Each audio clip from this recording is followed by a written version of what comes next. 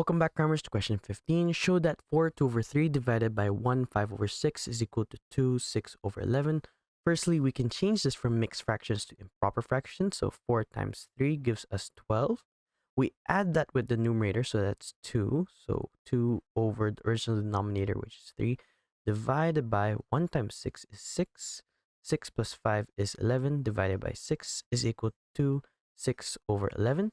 Now, when dividing a fraction, we can simply find its reciprocal and multiply instead. So we can write here 14 divided by 3 multiplied by 11 over 6 flipped is simply 6 over 11. And then we can write here L equals 2, 6 over 11.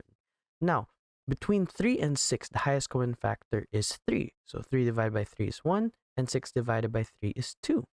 Here I have 14 and 11, which I cannot find the highest common factor, so I simply leave that as is.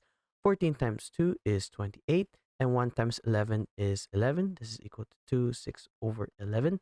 And the highest multiple of 11 just before 28 is 22. So 22 divided by 11 is 2.